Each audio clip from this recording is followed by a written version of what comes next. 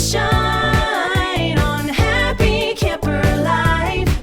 We're loving, living, and learning online on Happy Camper Life. Hey everybody, I'm Courtney, the host of My Camp. Welcome to My Camp, the podcast that we just love to talk about camp. So those 10 months when we're not at camp, we're here talking about My Camp. So really, really excited to introduce our two guests that are joining me live here in the HC.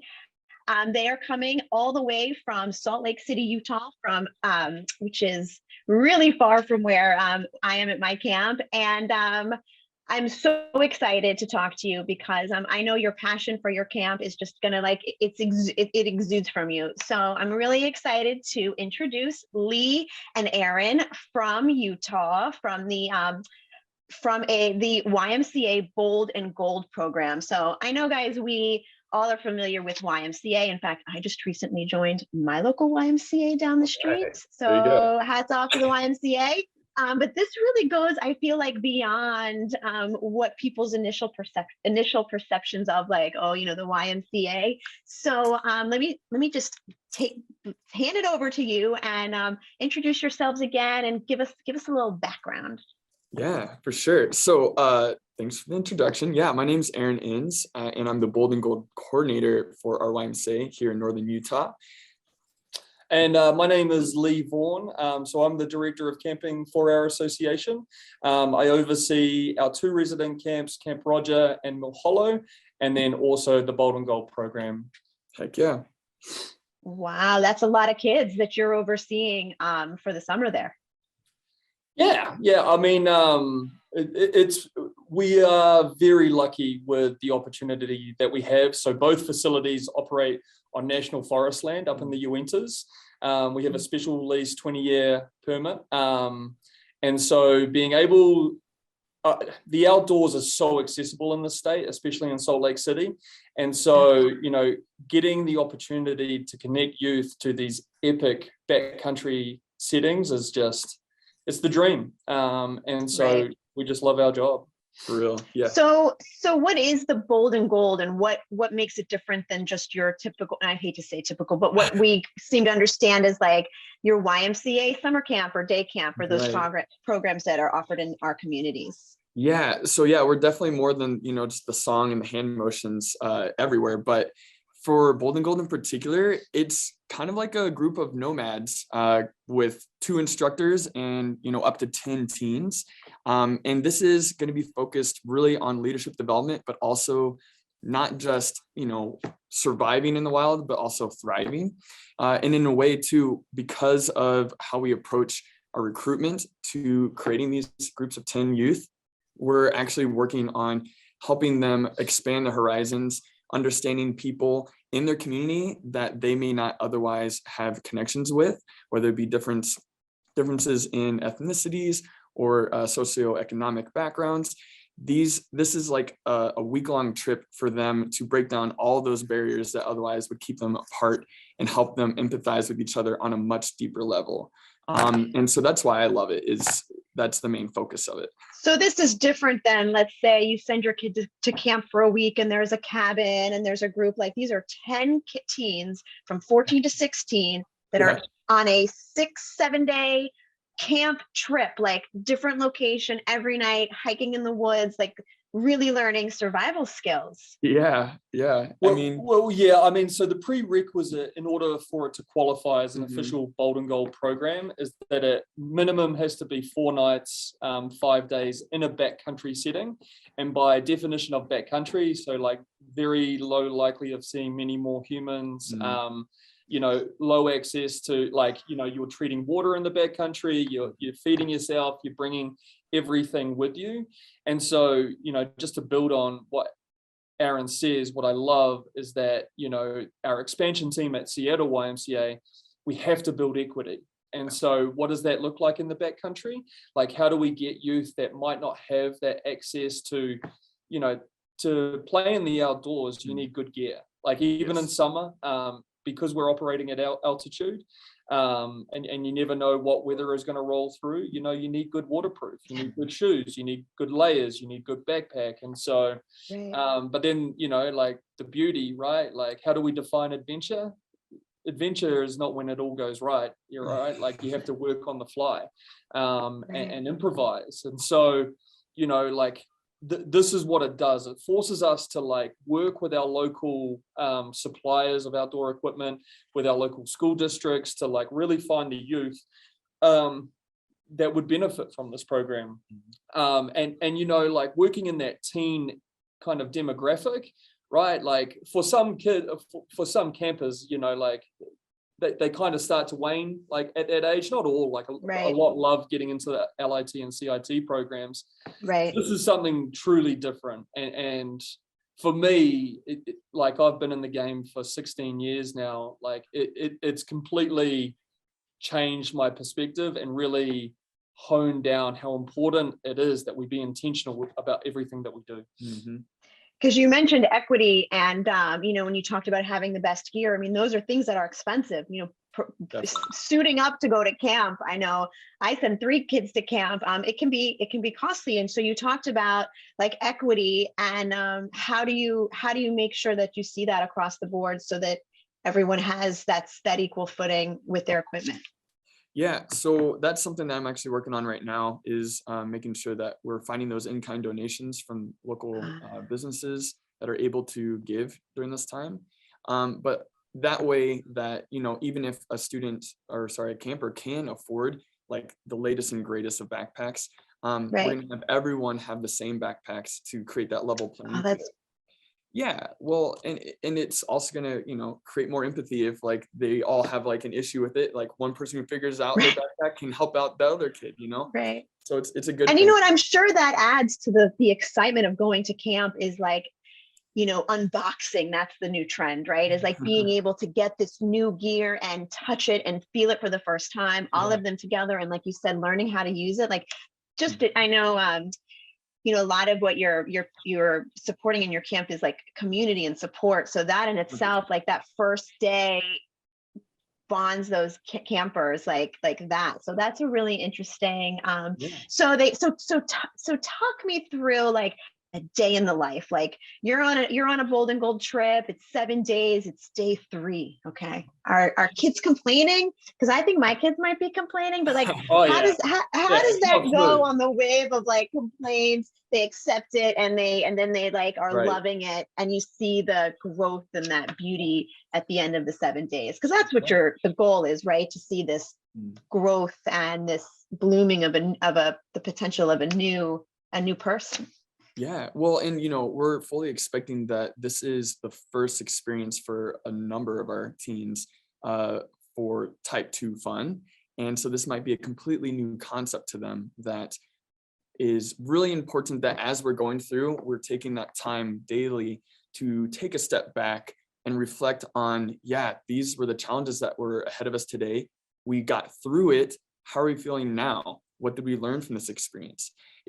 It's the intentional reflection that we have baked into this program that helps them, as we are going through it, become aware of what the true value of it is, instead of having to go through those full, and for us it's 6 days and 5 nights too. I don't think the full 7, maybe one day, you know, we'll see. But yeah, so for us it's going to be getting that time where we can actually give them that space to reflect by themselves in that safe environment still, or as a group, to where they can make those connections and help each other push each other. The thing is too, our instructors are awesome. Like, actually I still have one more to hire, but the ones I've got hired so far, they're going to be so good out there. And the thing is, I'm picking people that know that demographic, that teen demographic, and are just natural at connecting to them and reading their energy. And I fully, expect, and also I have no doubt that my instructors are going to be able to read that energy and have all the tools up their sleeves that I'm giving them to, revamp that energy, to push ahead, and to make that time to actually reflect and just celebrate all of the accomplishments just from the day even. Right. But I think, sorry, Courtney. I No, you think go ahead. to Go kind of ahead. answer your question though, like it is that traditional model of Foreman, Storm and Norman, like Okay. because there is the physical adversity, because there's the new group anxiety and meeting, right? Like talking about that intentionality behind the staff and then the in-depth training that we give them, right? Because make no mistake, right? And I say this to everywhere I go, we're entering the most important summer of at least my career. Never has there been a bigger need for our children of all ages to create authentic engagement with each other, with their leaders, and with the environment, right? Like the idea is that we're breeding those stewards for the future. And so what better environment than the Uintas, this vast east to west Rocky Mountain outcrop that is just so majestic. And so by day 3, we hope that the group is comfortable with each other. They're starting to share a lot more about their experiences, to be curious, to find those questions, to make mistakes, right? But to learn from those opportunities, right? Like, and to really understand that it's only a failure if you don't learn from it, right? And the staff that gravitate to this, like, this is the highest quality youth development out there, right? Like, you really have to be flexible and be able to pivot on a dime to read these kids and give them the help they need, right? And so that's what we learned coming out of last summer, was if we don't get this right and we don't prepare our staff in the mental health space, but to give them all the tools and then give them the support, right, that they need, because this is hard on them, right? Like 5 nights with this group between 2, there's a lot of responsibility. But what we're trying to build is leaders that thrive off that, right? That are going to persevere through that. And that's what I love as an executive, looking at my young staff, is their experiential learning as much as our campers. And so while they've got a really good base of knowledge and skill sets, their growth is like this. It'll be interesting because I know your program in Utah is relatively new, correct? Like 2 years? Correct. So you don't have a lot of like returning campers that then come back in as staff. So once you are like really have some time under your belt and you have those campers that are now wanting to come back as staff, and to see that kind of growth and see how, at my camp, the staff that comes back that were ex-campers are always the hardest working, the knowledgeable, they have a passion for it that you just don't see in someone that you're bringing in. So it'll be really cool for you as you build this program to see how you're really affecting youth, because they're coming back and wanting to share these experiences with someone who was in their shoes, a couple years before. So, I mean, so I know, like you said, by day 3, you're feeling community. So what are some of the intentional activities that you do to build trust and that kind of like open community? Is there like something you do in the evening? Like, do you do a campfire every night? Oh yeah, definitely. Okay. Depending on the fire restrictions at the moment. Sure. Being in the West, we do need to be considerate about that. But Correct. Yes. We also have lamps though. Yeah. You I mean, know? we make it work, but Yeah. there is something so primal and etched Oh, I into know. our DNA about the specialty about a fire. But yeah, so I mean, I'll let you know. Yeah. So what we do on a daily basis, and kind of like what I was talking about, what the ingrained reflection into this program is what we call the courage circle. And so it can look like a lot of different things. But the essence of the courage circle is to take time as a group after the entire day has been completed, right? We all are tired from our day, but we got our food in us now, and we're just relaxing around the fire / a bunch of lanterns, who knows? And in the courage circle, it's just that. It's a circle of youth and instructors that are exploring and maybe even testing their own courage as far as tough topics that are very relevant to them today, especially like what Lee was saying. Just with everything going on in the world right now, these courage circles are going to be that spot in the day daily where youth can just directly talk about them and openly and honestly put themselves out there to be warmly greeted and supported by this new family that they're forming over the course of this week. And so with that too, in the Curd Circle, we have a ton of different activities that we do. And, I'm not sure if you guys have heard of Roses, Thorns, Buds, but we generally start with something that just kind of sets the stage of what was a good thing from today, like your rose, what was something that was really challenging, like a thorn, and then what is something that we're looking forward to in the near future, maybe tomorrow, which is the bud. And so after we kind of set that stage, depending on what activity and what questions the instructors feel the group needs in that time, in that moment, the instructors will ask something that is going to dive into maybe their experiences with COVID, or maybe their experiences with maybe racial discrimination, or anything really. All of it, right. Yeah. And the thing is too, is and from where I come in the after school program, the most important thing is to create a safe, but also brave space to where our instructors are setting that stage for them and showing them that it's okay to be vulnerable in front of others, because sometimes that's what we all need. And sometimes all we want to do is isolate and just draw inward and inward. But ironically, that distance is actually what feeds the fears and feeds the anxieties. And so it's very much a very intentional daily function of our programs to get it all out and try to show them that it's okay to talk and even have some discourse in a respectful way, because I don't know how much they see that in their day-to-day lives anymore, unfortunately. And so with our instructors showing how it can be done respectfully, I think it's going to give them a lot of tools coming back into civilization to bring with them, But also taking into consideration that challenge by choice, right? Like Agreed. For the youth that don't feel comfortable about sharing, right? We give them that space. It's not compulsory that you share, that you have to be a part, right? We want them to find that confidence naturally and authentically. Exactly. And then from a programmatic standpoint during the day, right? Like, usually the first couple of days are some intensive hikes. You can add climbing, kayaking, fishing, like whatever outdoor pursuit you want, depending on what your capability is and what the resources you have in the backcountry. And then, for those, because we usually have 1 or 2 break days, depending on the length of the program, we still want them adventuring, right? And so another key aspect of this program is allocating a leader or leaders of the day, right? And letting them make decisions, right? Because as youth, a lot of the time we're not given that freedom, right? And so having that safety net of skilled staff that, again, if it's like we're going down here and this was not fun, such a great learning growth opportunity, regardless, when it's facilitated right in that reflection space. So, like in my time with leading youth, like teens were always my favorite because of how impressionable and how much pressure is put on such young people's minds in such a rigid, structural, institutional nature that is the USA. And so I, as a New Zealander, I love breaking down what the natural course of, if it's not right for that individual, right? Because I think I get it, right? Like high school, college, internship, job, house, debt.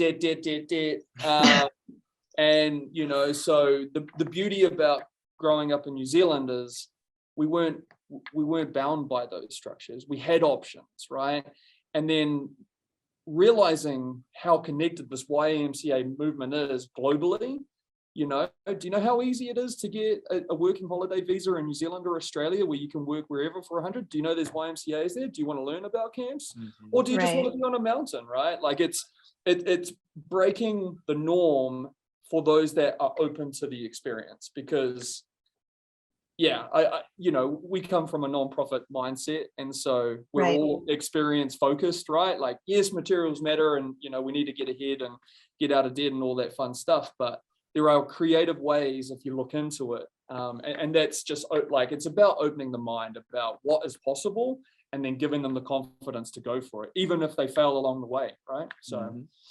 One of the questions on like the sheet of questions that I send guests is like, tell about a time when something didn't go your way and you made to fix it. And I'm like, I feel like that's the entire day of of the camp. Like something's not working out the way you want it. So how do you fix it? And it's that the confidence of being able to make decisions. And I see with my son sometimes like, oh, doesn't know what to do. But this is getting so heavy and so serious, and it's so amazing. But like, I know you guys have fun on these on these camp outs. So like, tell me about, like, if somebody, let's get it a little fun here. If somebody has a birthday and they're on a trip, what do you have any like birthday traditions if you're on one of these hikes? There's no flagpole to skip around, so like, how do you acknowledge that?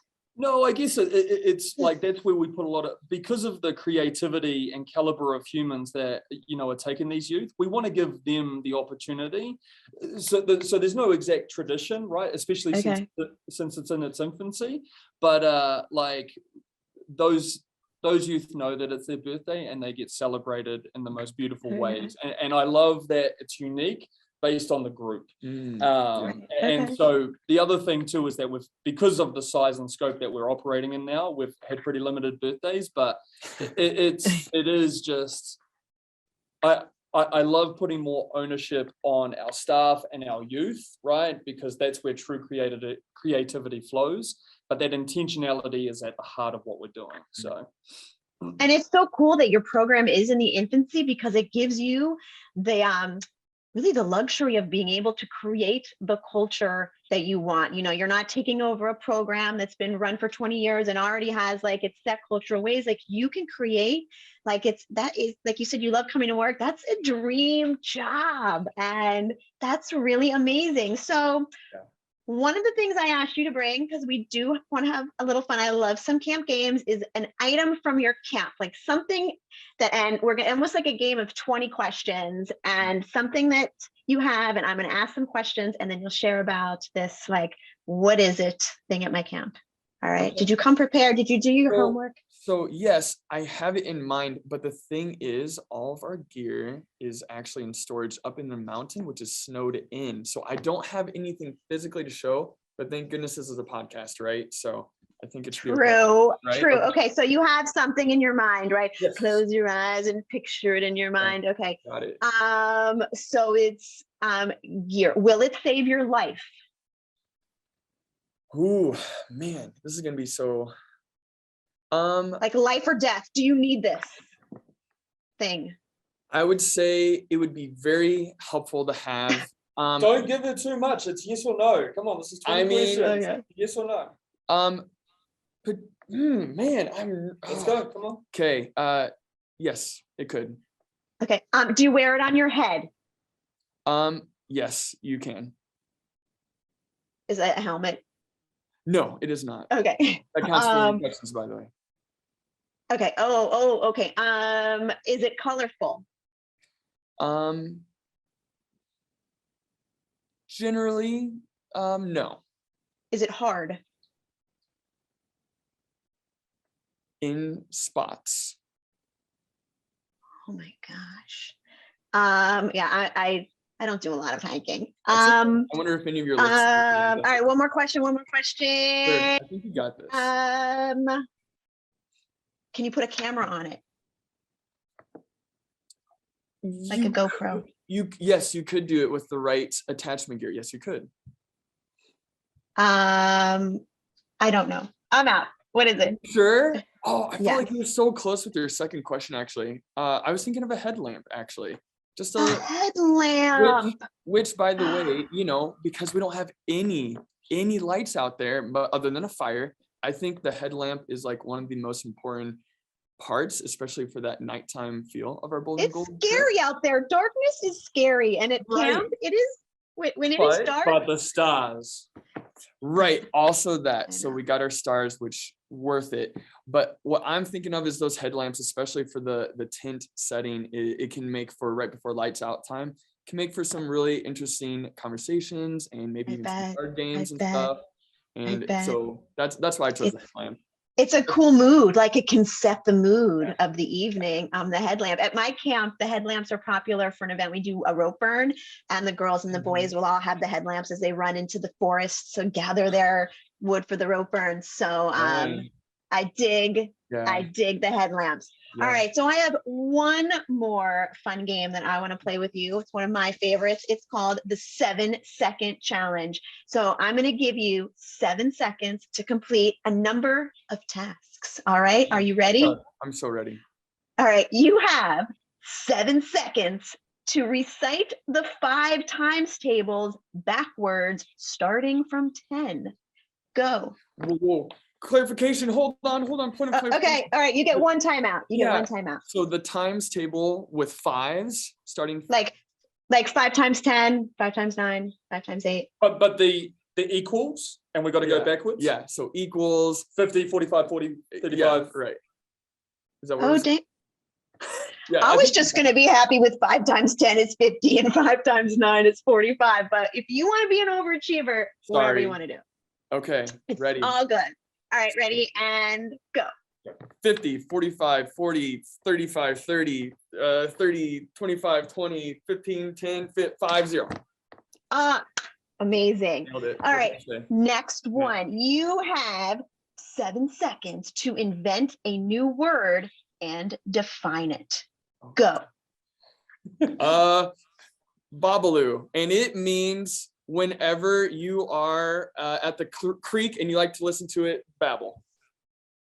So you're in like a Babaloo. I'm in a Babaloo state of mind. Exactly. I'm Babalooing. So I'm Babble. Yep. Creeks. I'm gonna, you know what? I'm gonna use that when we hike to our, Good. when we take my kids to hike to Oz. I'm gonna say, are you Babaloo? Like, I love it. I'm taking that. It's gonna be summer of 2022. I Babaloo, you Babaloo, he Babaloo. We all do it. I love it. So I also want to say, guys, when I was doing my homework and learning about the Bold and Gold, I was on your website, and I want to tell everybody the video that if you really want to get a visual feel for the Bold and Gold program in Utah, go on their website, what is your website? How can we learn more about you? Yeah, so if you go to ymcautah.org, you can Okay. actually go to the programs, overnight camps, and you'll find Bold and Gold. That's not just Bold and Gold too, but we have our YMCA Mill Hollow, we have Camp Roger, we have all of our summer day camps, a plethora of fun. And just really want to plug also the YMCA of Seattle and all our other national YMCAs that are implementing this program. Yeah. So they're the ones that developed that particular video, but like that story goes to the heart of what we're trying to do. And the team out in the Seattle Y, like what they are doing, I mean, they're impacting 300, 400, 500 kids in the backcountry, having like 4 or 5 trips going in all different directions. Like that again is the beauty of this program, is it's infinite growth. And in Utah, we could go to the desert, we could go to the high alpine pine forest, we can go east, northeast, southwest. Yeah. And so that's where it's really exciting, right? Like we have 5 national parks in the state. We have Yellowstone and Grand Teton National Park. Like it's limited by our capacity and by our imagination. And that's what I love. Yep. So guys, watch the video. I cried. You will cry. Like it was amazing piece of cinematography. So before I say goodbye, guys, you know I can't help myself. Can you sing with me? Of course. It's fun to be at, on the count of 3. Ready? 1, 2, 3. It's fun to be at the YMCA. Yay! Oh, that made my day. Thank you guys so much for joining me at the HC at my camp to discuss camp. Guys, I could talk to you all day. So you know what? Maybe at the end of this summer, because this will be your second summer or your third? Second. Yeah. Second. So dude, we need to schedule you guys for after the summer, because I want to talk to you again and hear all about how it went. All right. I would love to. Yeah. All right, cool. So you'll be back and I'll save a s'more for you. Please. Thank you. Thank you, Courtney. Appreciate it. All right. Take a moment to shine.